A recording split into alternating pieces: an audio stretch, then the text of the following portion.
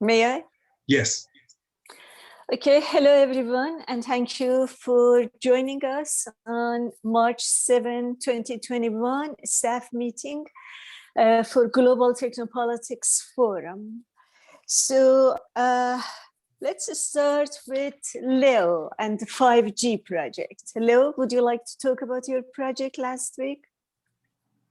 Yeah, yeah. So for the last week, my research and also Echo's research for 5G can kind of be categorized into two columns. One of them, the first one being defining the 5G ecosystem, and the second one being the later part of our potential paper, which is describing how particularly developing countries may approach implementing 5G into their countries. So I wasn't entirely sure yet where to take my research this week, so I kind of went back to my old reports and read some of the comments, helpful comments by Paul and Professor Godinez.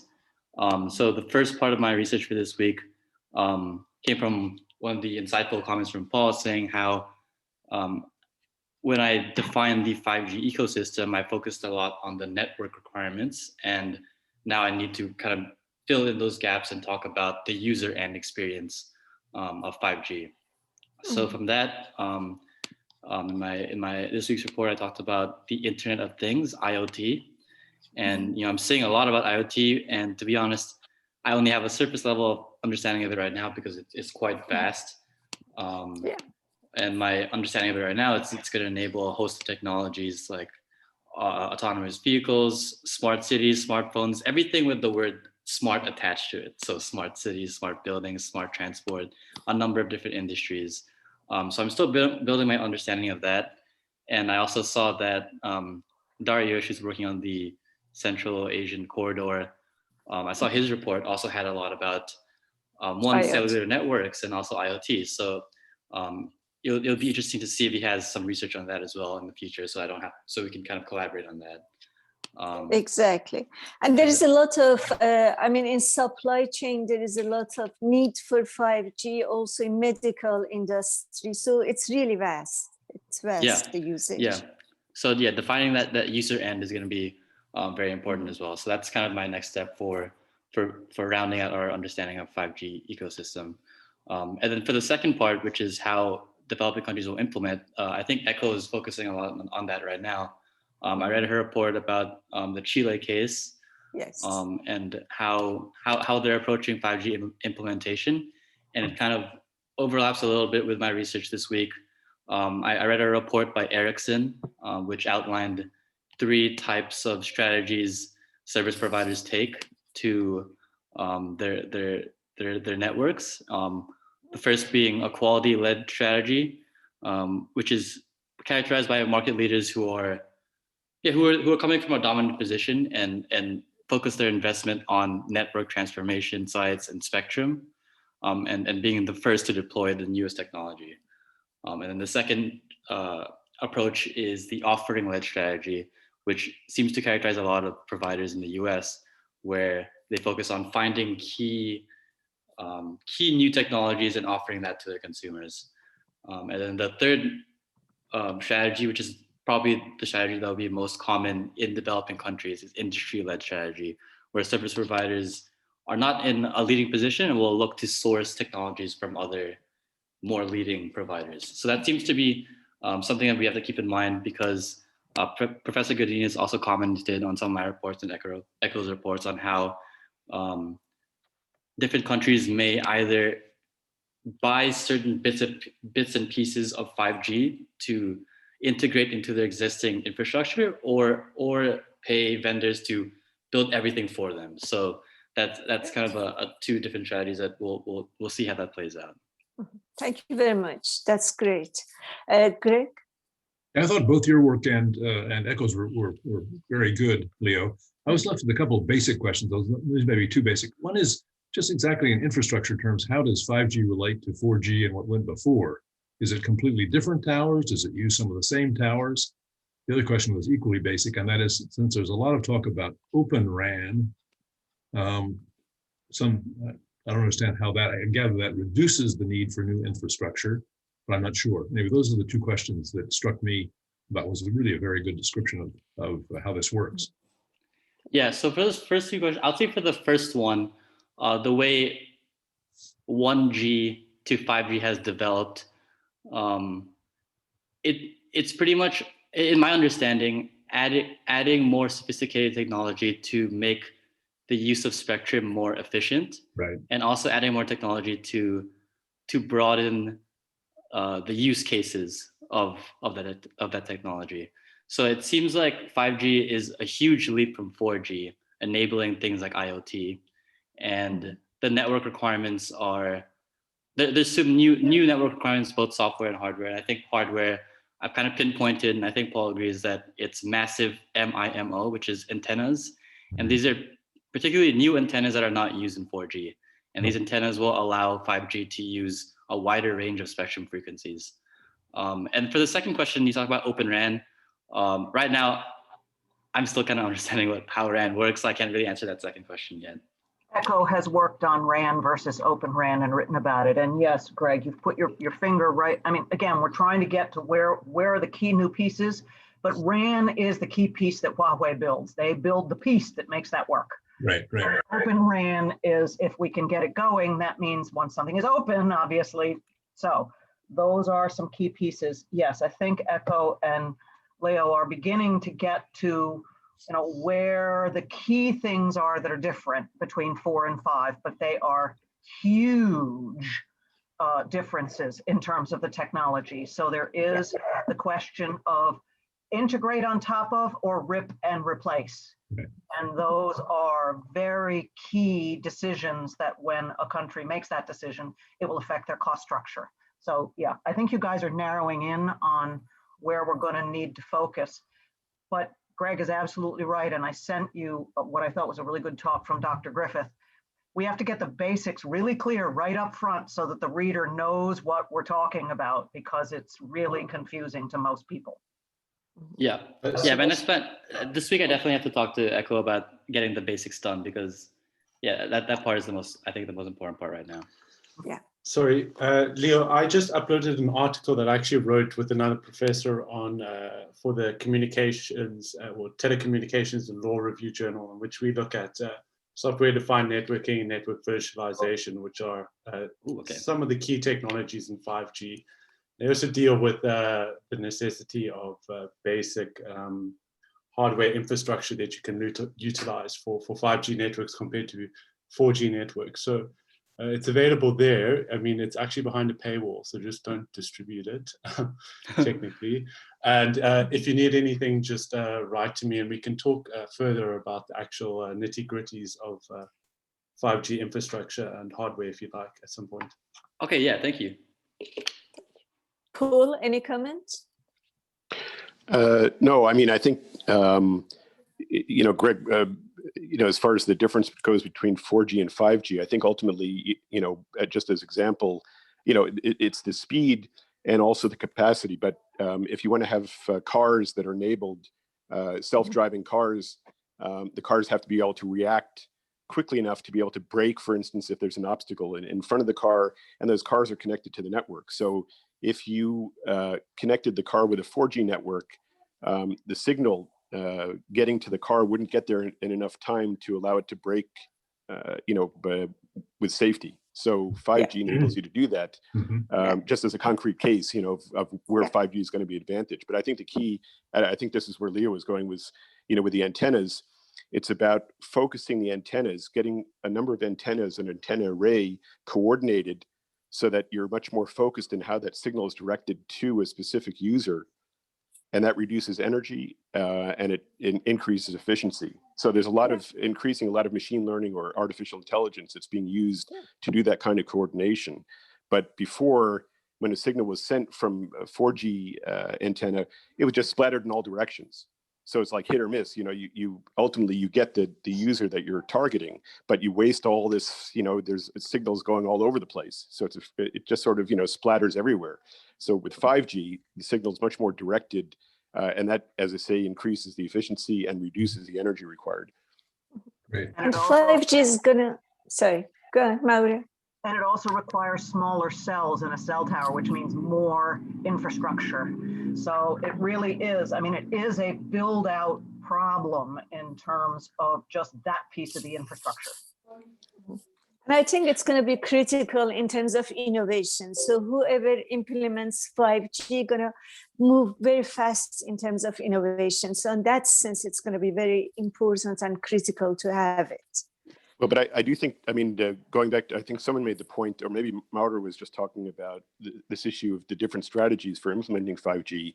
And there too, maybe an answer to one of those questions. A lot of the operators are averse, especially if it's a new technology, to jumping immediately from the existing technology to the new technology without getting a chance to prove it in. And what they will often do, and this is no exception in this case, is sort of do a 5G light. So you're going to have operators that have existing networks in place, and they're going to make slight tweaks to those networks, whether it be putting in a new chipset, updating the software, and they'll offer something that's sort of like 5G, but it's not the full-blown 5G, but it's a cheap way, cost-efficient way of sort of upgrading your network, advertising now that you have 5G, but it's sort of a 5G light, if I can call it that. Okay, next, digital currency. James, would you like to talk about your project? Sorry, can I make a quick comment about 5G? Sure, please. Leo, I just read an article in Wired that really breaks it down in terms of the difference between 4G and 5G. I shared it in the chat. I'm not an expert in 5G, but it helped me understand the information theory that is behind the leap from 4G to 5G, which is this issue of polarization. And the Turkish academic Erdal Arikan that's behind it, and some of the geopolitics involved as well in that. So it's a good read in case you're interested, Leo. Okay, thank you. Thank you. Thanks. Yeah. So James? Yeah, so this week I just wrote out I had a meeting with Mata earlier in the week. And so I wrote out a new outline for the rewrite of the proposal. I also have the Ginsler hearing open on my TV right now. It's 3 hours long, but I intend to watch the whole thing today, which is very good on the SEC appointment, I believe. And so kind of the timeline we had worked on is in about 2 weeks or so, I'll have rewritten the proposal, and then we can kind of do some red lines and review from there. But this week, we're just kind of redoing the outline. And Mata did some good comments on that as well in terms of the last section I wrote on the outline, using more neutral language. It's a very good, actually, improvement. Now you have a structure to work with, which I think is tremendous improvement, because you have all the pieces, but the structure wasn't there, and now you have a structure to put everything there.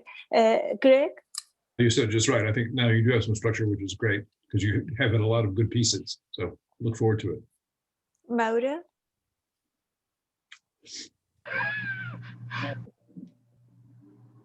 He's on target. Keep moving. Okay. So next, I think technology and election. Megan, would you like to talk about your project? Yeah, so this week I didn't actually end up putting out a report simply because university reading week means work on your dissertation or die, literally. So I haven't really done any research, but last week after our meeting, the book that Paul mentioned, the Twitter and Tear Gas, I did actually look that up, and I found a website that the author herself has put up, and she has a few TED Talks about internet, about kind of dystopian world and connection, how the internet has essentially created dystopian world because it allows for this certain format of protests. So I'm thinking that this week I'll probably have a look at that, as well as continuing what I was doing before about looking into case studies of elections. So it was mainly Democratic of Congo, Sudan, and I think Ethiopia. So yeah. Very good. Firuze? Yes. So I was looking through the stuff that Megan put out there, which was interesting, and kind of like it's kind of nebulous in my mind where we're going with this project. And I saw that we're going maybe towards just focusing on Sudan, DRC, and Ethiopia, but the nature of the project is still not clear in my mind as to what I should be doing or how I can kind of bring value to this. And I also, it seems like the trend is a little bit predictable. So they're using every country in Africa, whether they're hybrids or authoritarian, they're using the internet shutdowns to their advantage in order to control the situation and control where elections are going or not going, which is not really unique to Africa. We see it in Myanmar, we see it in Iran. And I put a little comment on one of the files that just reminding ourselves that our own president was suspended from Twitter. And that some of these social media platforms were also shut down, like Parler and whatever. So everybody is using this to their advantage. So I wanted kind of a little bit of direction. The whole thing is interesting, but I'm not sure how we're focusing on this, and thought maybe you can kind of elucidate. Well, I can tell you, I have not, Kombate has been completely silent. And so I don't know what's happened with, I mean, he's kind of been the driver on this.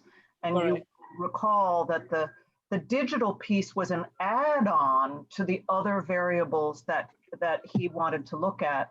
And I absolutely agree with your and Megan's findings that the shutdown piece may not be a variable that matters because it's everywhere.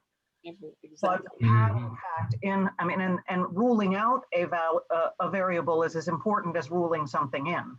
So I do think it's been a forward step, but I have sent a note to Kombate. He may be in the same problem with his dissertation. I mean, he defended his dissertation and I thought he was done, but as I said, it's been 3 weeks since I've gotten a peep out of him.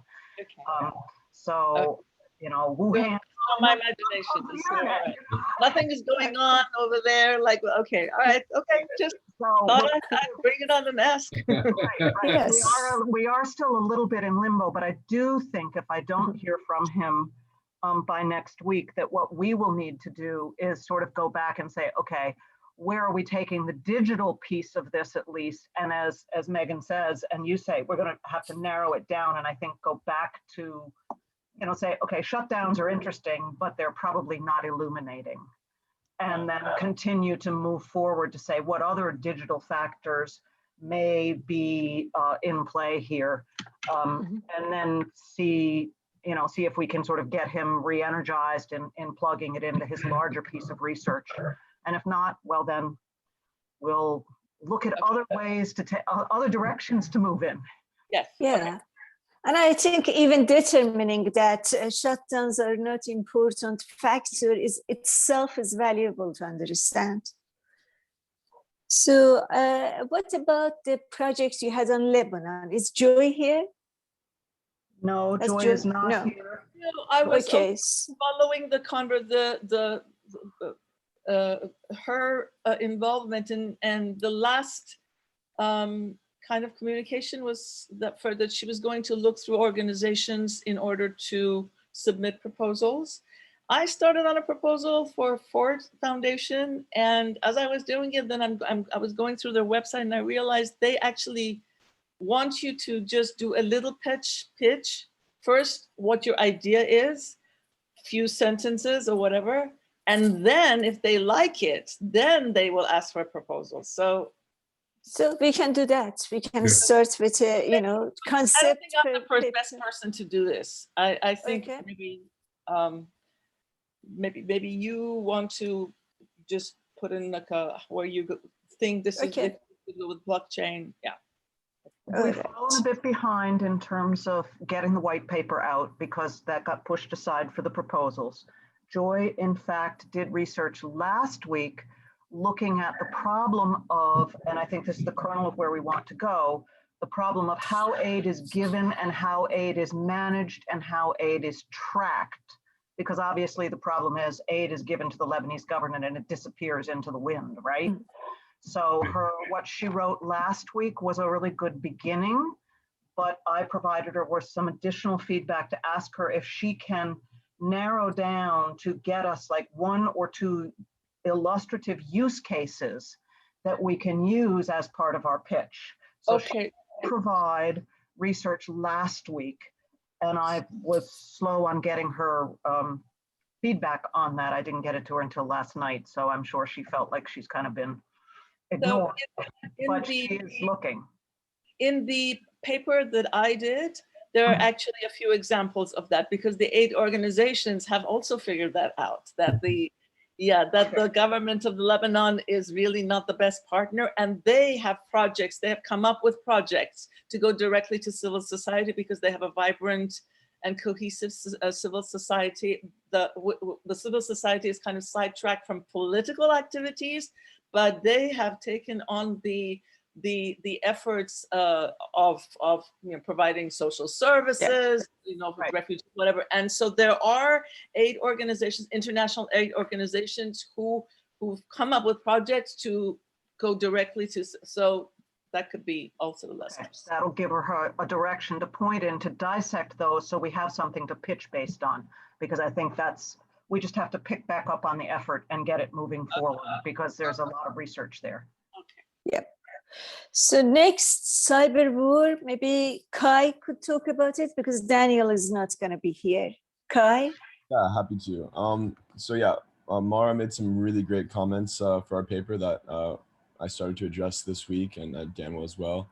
And one of the things from my sections, at least, was there was a bit of an over-reliance on secondary sources. So a lot of what I did this past week was just finding all the various legislative or recommendations on cybersecurity regulation for the past 20 years, and just kind of going through all of them, finding the most pertinent ones, and taking notes and quotes.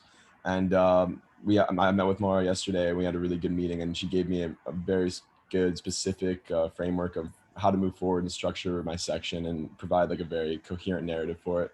So, I mean, there's still more work to do, but I think we're in a good place and know where we want to go. And I think Dan's in a similar spot, although a little farther ahead than I am with his sections. And we'll meet next week and, continue work from there. But I don't think there's any questions as far as, what we need to do. It's more just getting it done at this point. Mm-hmm. And Kai, you never come back to me with the marketing issues and things we talked about. You were supposed to give me a number, a name, and an organization, which I don't have yet. Yes, I will. And also, I haven't seen any movement on that front. So, yeah. Like I said, with the Google ad grants, I'm not too expert, and not really try to make a good new campaign for it. But I can at least come up with some, at least like kind of headlines to add for the site, and then again, I can get you that number tomorrow, and that. Thank you. Get it, setting it up. Thank you. Any comments, Maura, Greg? Nothing at this point, no. Dan is going through the Dragos 2020 trends report on industrial control systems, and there's a presentation on it next week from Dragos, where there will be a question and answer session that he has already signed up to participate in. Actually, I take it back, it's the 17th, it's St. Patrick's Day. But yeah, he needs to get off top dead center in terms of finishing up I know, and I'm gonna say something here for everybody. All of you on your research, and this is the hardest thing for all of us, take your notes as you go with your footnotes and your sources, because Yes. didn't do that, and so now he's got to go back and research all his stuff to get the footnotes right. So as you're taking notes, this is why we are asking you to do a specific research format that says, this is my research, this is my source, this is my summary, these are the quotes, so that when you want to go back and use that information, you do not have to redo your research to find your footnotes. So please, please, please, there is a reason that we're asking you to do this. And I know it creates problems if you don't afterwards, because you have to go back and figure it out. So that's, I know Dan's got a little problem there because he's got to dig up that stuff, and it's a pain to dig it up when you already did the research. So, Yep. Okay, next, algorithmic culture. Daniel, maybe you want to talk about it, Carmen and Daniel. I'll let Carmen go, and then I'll follow up on her. Carmen? Yeah, so I'll just talk about what I've been doing this week. And we put the algorithmic culture proposal a little bit on hold. I've been working on editing, styling, and updating a white paper this week. And then I saw that Daniel sent us an email about a new organization called the Society for, I think it's the Foundation for Best Practices in Machine Learning.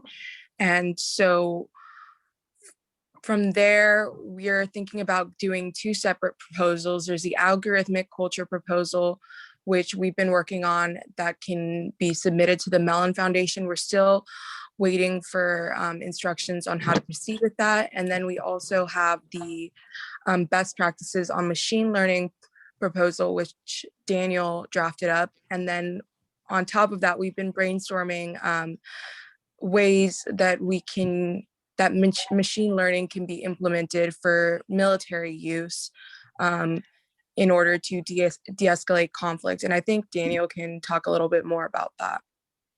Okay. Yeah, Daniel? Thanks, Carmen. Yeah, so there's a lot of talk about the use of AI for strategic decision-making in conflict situations, right, through predictive analytics, but especially in an offensive capability.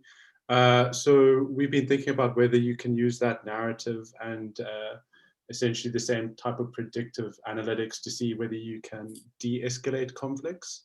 So not necessarily for an offensive capability, but to prevent military conflict and to warrant de-escalation in contentious areas. So it's about changing the paradigm on how to deal with complex situations and the use of machine learning. But we still are very much in preliminary stages of research, and Carmen and I are just shooting articles between one another. But I mean, we'd be happy to hear about what you think about it, right? So the use of AI to de-escalate conflicts instead of help, you know. There is a bit of similarity. I think Eduardo is doing something different, but there are some similarities. So Eduardo, would you like to talk a bit about what you're doing and where do you see the parallels? Sure, thanks, Pari. Yeah, my research is in the field of conflict prediction using data analytics. So I've been designing software systems for about 10 years for the World Bank and the UN to be able to identify increased risk of conflict. So I'm happy to speak on a parallel channel with you, Carmen, or Dan on these issues. At the moment, I'm involved in a World Bank project predicting conflict in the Eastern DRC, in the provinces of North and South Kivu. And we use a mixture of big data analytics, which includes also social media language and satellite imagery with an anthropological framework. I may have mentioned before, I'm an anthropologist, so I'm coming to this from a humanities perspective. So it's about embedding the algorithms, if you will, within the local culture and social and political dynamics, so that there's a reduced chance of bias and also perhaps higher predictive and explanatory capacity. I shared with everybody a paper. Sorry if I'm sharing a lot of stuff today, but the topics Please do. we're talking about are very interesting topics. Thanks. It's a paper in which we looked at how using data analytics of sentiment of online language can predict future increases, but also decreases in future conflict. One interesting takeaway is that it's not just about predicting conflict, but it's also about predicting peace. So you can, these technologies are increasingly used as support to decision making and for policymakers where to allocate resources that have a higher % chance of de-escalating conflict. And this gets at, I think, the political issue, which is that predicting violence can be sometimes a little, in itself, how can I say, sensitive, because there's a lot of ethical issues around that.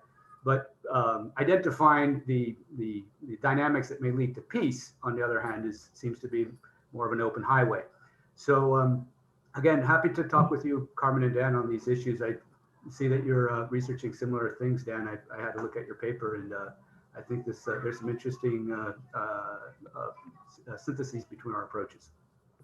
And there are a lot of room for AI for good in terms of proposals. So X Prize actually supports that kind of project. So maybe we should talk and write proposals in that area, because what you're talking about is basically using AI to generate something good. Peace, for example. I think that's good. I'll make a private Slack channel between Carmen and Eduardo and I, as well as you and Greg, if you'd like to join, and we'll just brainstorm ideas for yes. Good. Yeah, and Maura, at Maura. Please add me to that. It'd be nice to know what you guys are doing. Sorry, sure. Okay. Of course. Yeah. So next, geopolitics of technology in Latin America. Sam, would you like to talk about your work? Sam is not here. He hopes to rejoin us next week. He's been taking a hiatus. All right. Then we talk about Internet of Things and Elmira. Hi. Hello. Hello. Last time we were talking about the internet things, and then we decided to study about the internet and smart and also the technology in smart buildings and green buildings, because it's a little bit different. So while I was studying about the green buildings, I have found some information about this fact that mostly the smart buildings are really different with green buildings in attitude and in aiming, because smart buildings are mostly going in a path that reduce the cost, and sometimes they don't attention if it's environmental friendly or not, and it's because that green buildings cannot be included in this field. I mean that since last time we decided to not attention the internet part. I don't know if you remember or not, but yes. What we talked about was that mostly study about the green buildings, and I were curious if the internet section and this technology part is as important, as much as important in green buildings, but it is not completed yet. But what I have found was that in green building, mostly environmental organizations especially are trying to push the organizations to use the green things and environmental friendly technology instead of using cost reducing. But on the other hand, the one that I have not found yet, I mean, I have not completed studying it, was that how they can have the how can I say, have the connection between the technology and reducing costs and having also the friendly environment technology that can, like for example in Germany, they are trying to use more wind energy. In this case, if they can have this project successfully finished, what they aim to was actually a solar panel. They want to do some technology method that can reducing cost while having less side effect on the environment. And that was one of the things that I decided to focus on more. That was all. But actually, since I have done my thesis also on smart building technology, as you know, I think that it should be totally different. I mean, while I was studying it.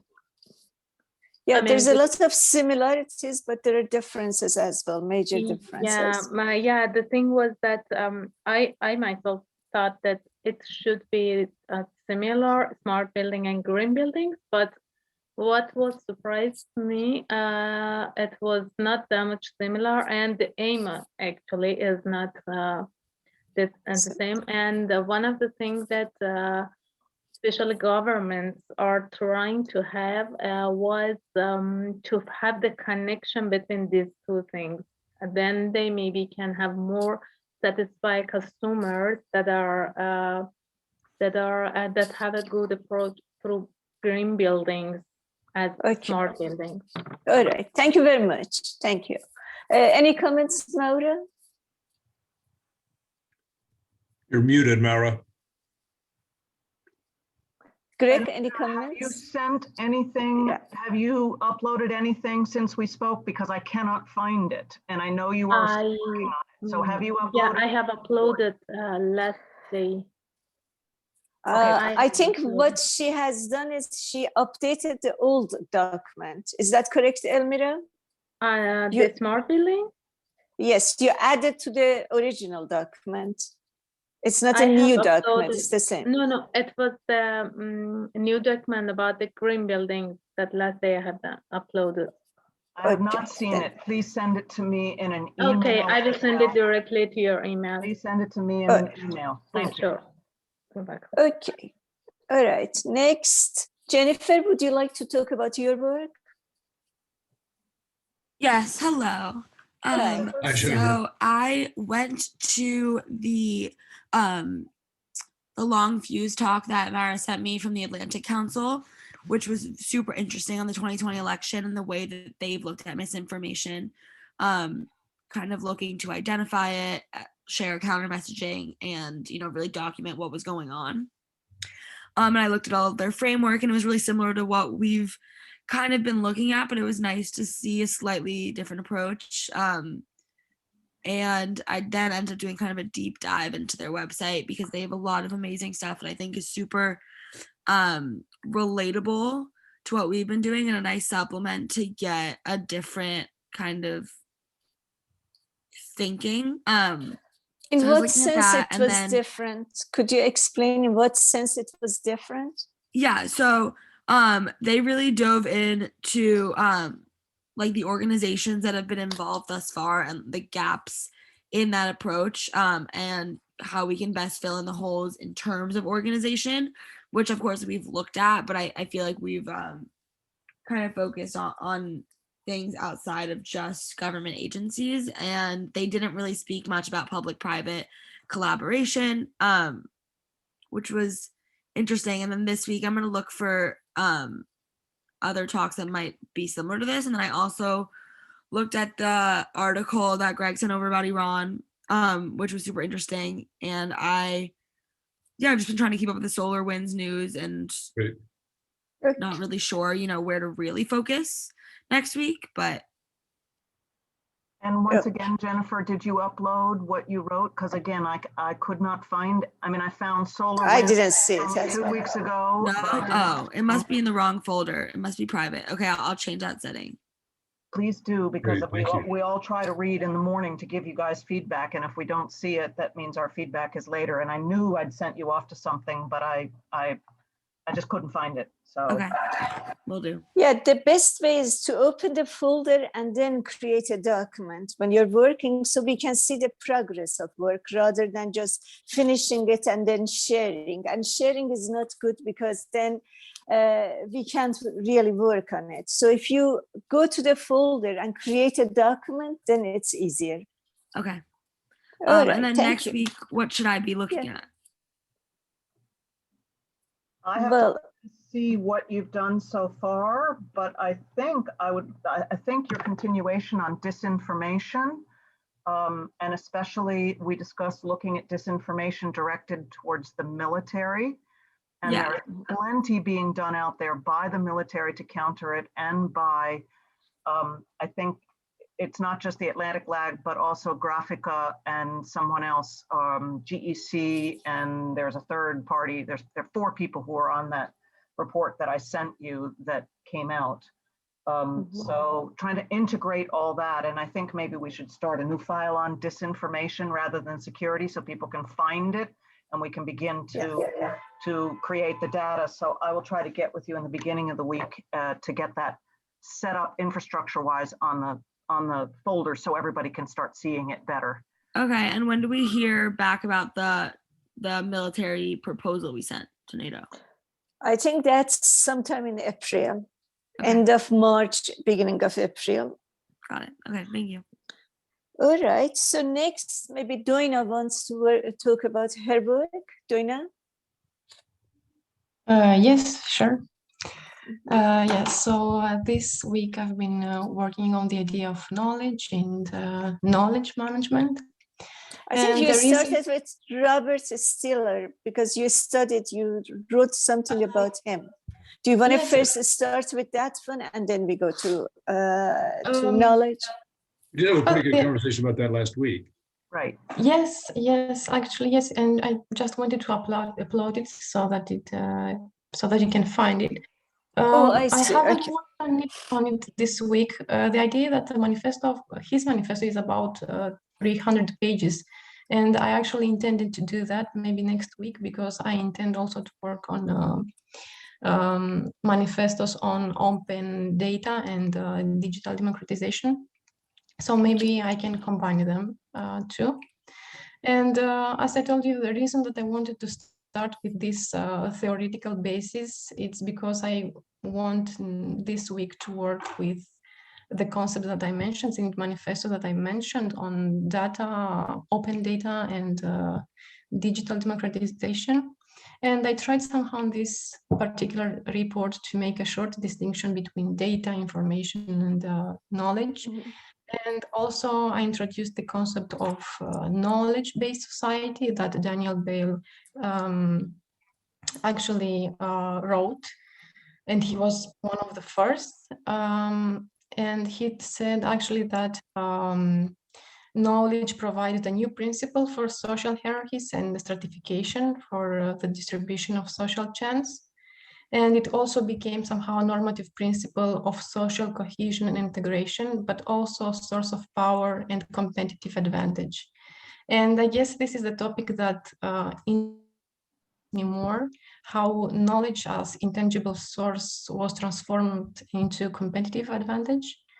And is knowledge somehow in knowledge enclosure a type of opportunity and resource enclosure? And yes, how could this be challenged? And for this reason, I intend to consult the manifestos that I mentioned.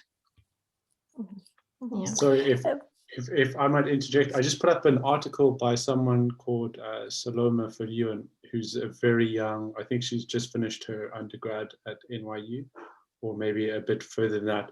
But I think she wrote one of the most, one of the hard-hitting articles on the democratization of data, democratic data. And she's, I mean, I think she will be a social theorist for our time. So I would definitely recommend you read her great. article. Thank you. I will it is pick it phenomenal. Up, yeah. Thank you. Any other comments?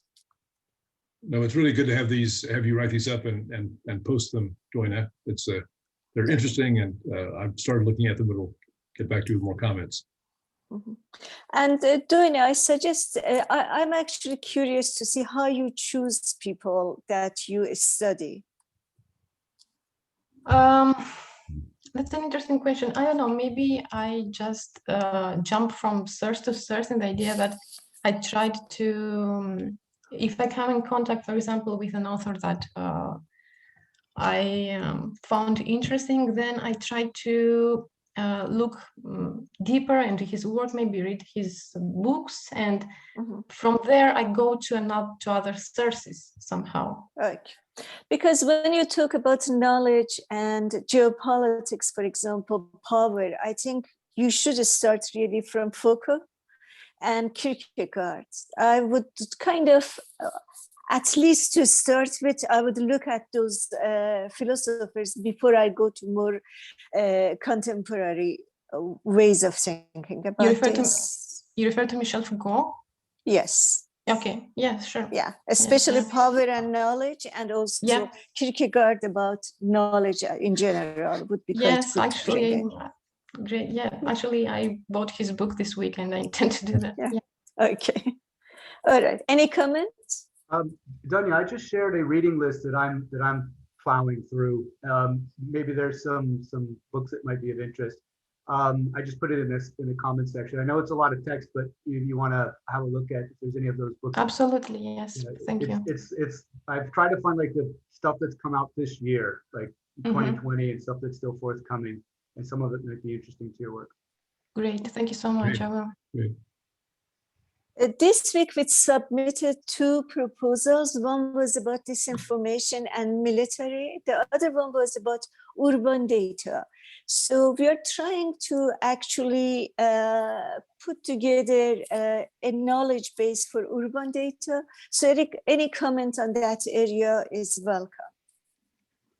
So we're looking at what data is missing, what power relations prevent from data being collected, and how basically how they interact. So any comment on that areas are welcome.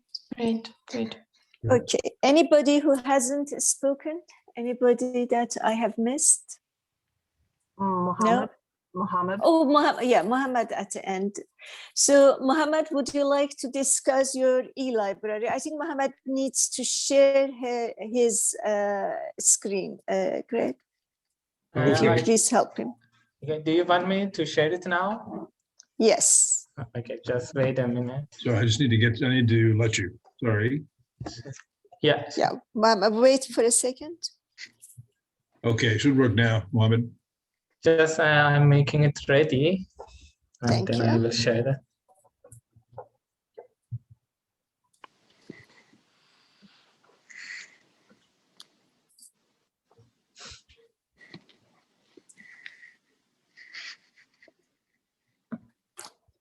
So e-library is almost done. While Mohammed is trying to share, I will talk about it. So we are going to make it private for a while for everybody to work and upload some stuff. And once we make sure that it doesn't have any bugs and it's running well, then we will display it on the website.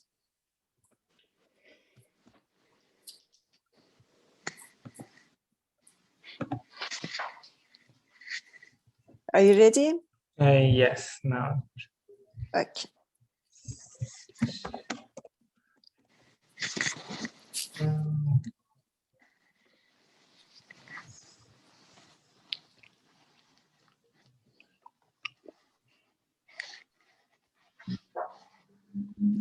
I don't know yet. Just wait a minute, sorry. Okay. Share. Can you see that now? No. Okay, yes, it is starting. Yes. Okay. Okay, this is the archive page for articles. For example, here you will see all the papers, all the articles that you have added to your website. And in the right side, for example, you see the list of links. You can see the documents by the name of authors, for example, or if you link on the fields, you can see, for example, related document to 5G, blockchain, and etc. These are, for example, name of authors was supposed to be dropped down because there are going to be a lot of authors eventually. Yes, I will change that. I will change that in the next few days. And also, so this is the main page. This is the main page of library. So in the middle, we will see a series of articles with the latest to be on top and right side, we have series of keywords that we can search it based on those keywords. Is that correct? Yes, that's very true. Okay. Yeah, and here, for example, you will see just a brief introduction about the document, it's a brief summary, and then written by some people and published date. And when you click on the page, just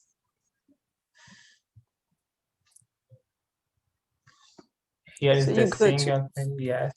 But I need to change this. I will bring this image up to the side, and then you will see the title, the authors, the abstract, and the attachment.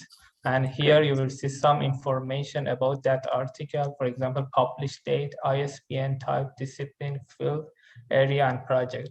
And I also have done some changes in the backend that I shared it with Barry.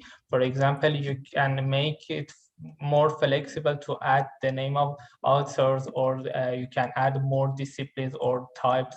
Anything is going to be more flexible than what I shared with you in the last time. And I think by the end of this week, everything will be completed and it's ready to be published, to be uploaded on the host, and you can work with that, and by time we can have more improvement on both front end and back end according to your feedbacks and ideas. Sure. And you have a page where they can upload their articles?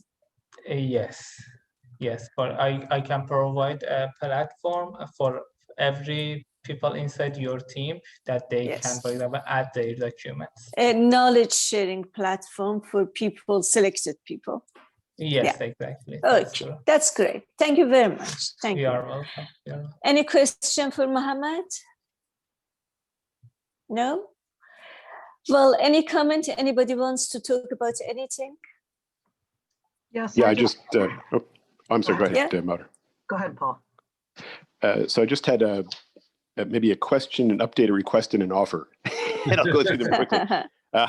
So the question is to Eduardo, but maybe I'll take it offline, and that is about the natural language processing that you're using for the sentiment analysis, and also how you're marrying or integrating the online and the offline content to do the research and the analysis you're talking about. But maybe I'll send you a note about that offline. The update is on the photos on the site. So we've sort of updated and upgraded photos that were on the site of people on the team. A couple of photos still outstanding though.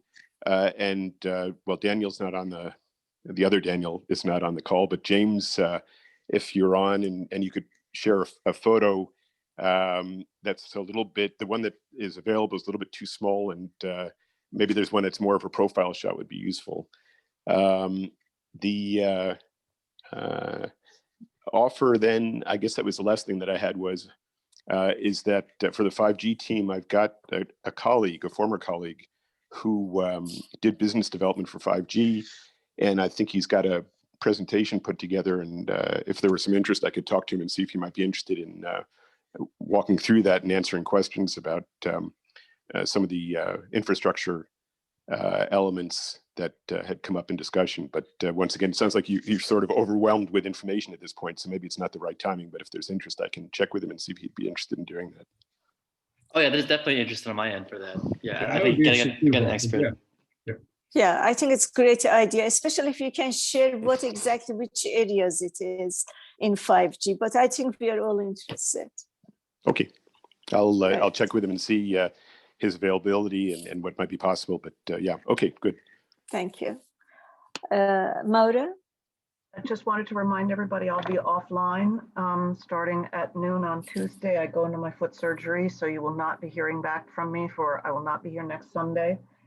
And I don't get clearance from the doctor until the 18th. So expect me to be offline until after the 18th, assuming everything goes well, then I'll be back, which is why I want to make sure everybody's, got projects moving forward and knows, sort of what they're researching and what they're working on. So there are a few of you I haven't talked to yet, or sort of don't know what your forward direction is. But I think everybody else, I pretty much met with everybody, which is why I want to see what you've written this week and make sure I get comments to you before noon on Tuesday.